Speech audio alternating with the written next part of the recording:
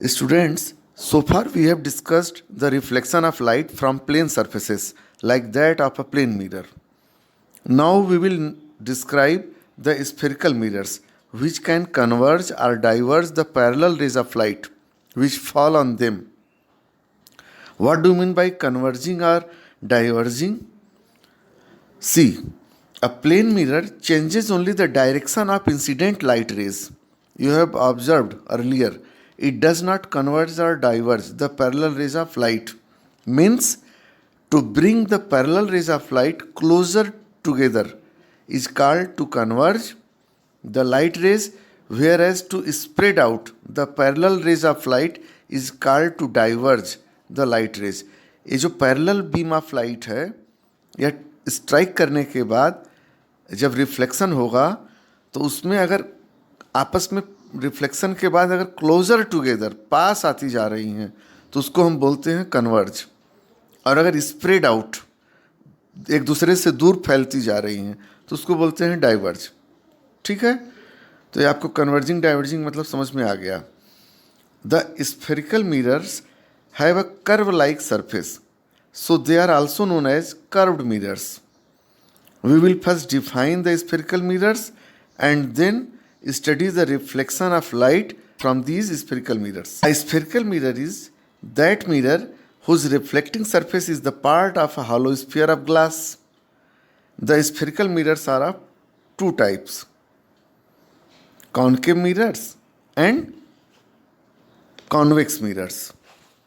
अब देखिए concave mirrors और कॉन्वेक्स मिरर के लिए अब फिगर 13.1 और 13.2 को ध्यान से देखिए. 13.1 में दिखाया गया है कि कैसे एक स्फीयर के टुकड़े किए जा रहे हैं, तो रिफ्लेक्टिंग सरफेस कैसे बदल रहा है, और जो सिल्वर्ड सरफेस है मतलब वो पॉलिश्ड सरफेस है, opposite to the reflecting surface. Silvered surface का मतलब ये हुआ. ठीक है, 13.2 में देखिए जो कॉन्केव मिरर बना हुआ है फिगर ए में 13.2A, उसमें इंसिडेंट लाइट गुफा की तरफ जा रही है, अंदर की तरफ जा रही है, और बी में आप देख रहे होंगे गुफा उस तरफ है राइट साइड में, और इंसिडेंट लाइट लेफ्ट साइड से स्ट्राइक कर रही है बल्ज पार्ट के ऊपर, बल्ज पोर्शन जो है मिरर का स्फीयर का उसके तरफ. तो आपको यह हमेशा पहचानना है, इसमें कन्फ्यूजन नहीं होना चाहिए. कई बार स्टूडेंट अगर इसको नहीं समझते हैं तो कॉन्केव मिरर और कॉन्वेक्स मिरर को कन्फ्यूज करते रहते हैं. ठीक है, now you have to understand certain terminologies related to the spherical mirrors. So how can you define concave mirror? A concave mirror is made by silvering और by polishing the outer or bulging surface of the piece of a hollow sphere such that reflection takes place from the hollow surface as shown in figure 13.2A. इसमें reflection कहाँ से हो रहा है? Hollow surface से हो रहा है, तब हम बोलते हैं कॉन्केव मिरर.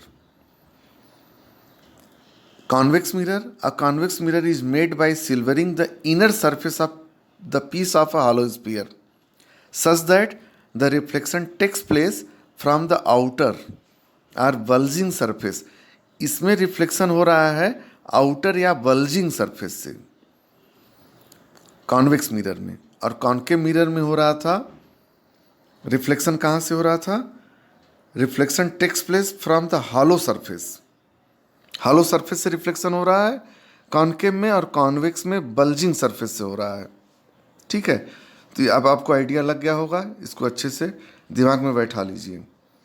नाउ टर्मिनोलॉजी में आपका है पहला centre of curvature. Centre of curvature का मतलब देखिए सीधा सा ये समझिए कि यह जो स्फेरिकल मिरर है किसी स्फीयर का ही पार्ट है, तो उस स्फीयर का कोई सेंटर भी रहा होगा, कोई रेडियस भी रहा होगा.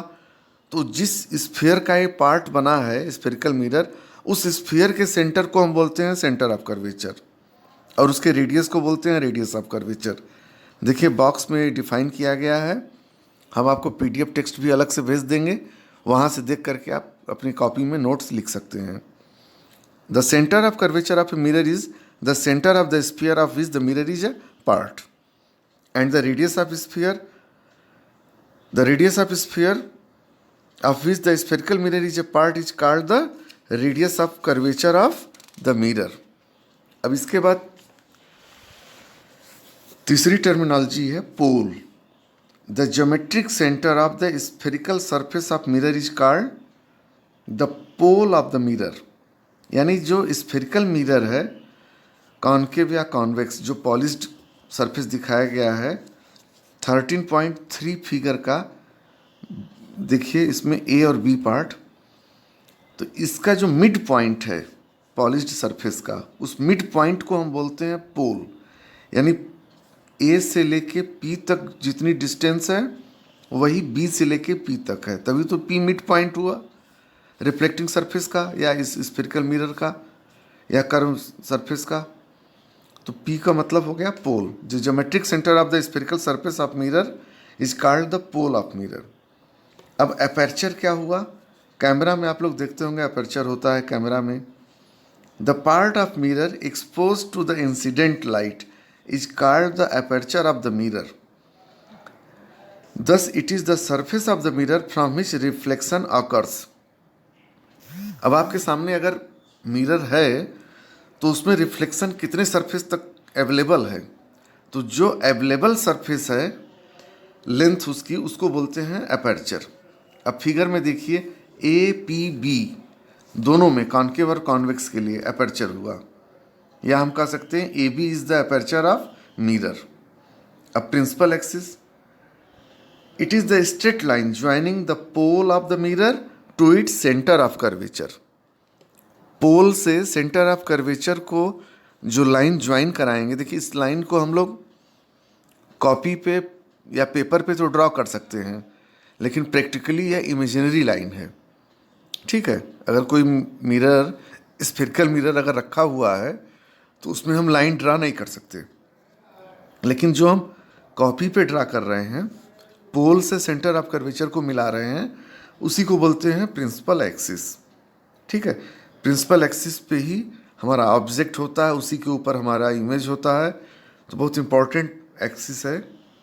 ठीक है, अब ये टर्मिनोलॉजी समझने के बाद सबसे इम्पॉर्टेंट है कि लॉज ऑफ रिफ्लेक्शन को अप्लाई करना स्फेरिकल मिरर के लिए. प्लेन मिरर में तो बड़ा आसान हो जाता था, नॉर्मल ड्रा कर देते थे. चूंकि ये कर्व सरफेस है तो कर्व पे हम परपेंडिकुलर कैसे ड्रा करेंगे? परपेंडिकुलर हम लाइन पे ड्रा करते हैं, कर्व पे तो ड्रा करते नहीं. ठीक है, तो उस पर कैसे हम नॉर्मल ड्रा करेंगे, लॉज ऑफ रिफ्लेक्शन कैसे अप्लाई होगा, ये हम लोग आगे देखेंगे. स्टूडेंट्स,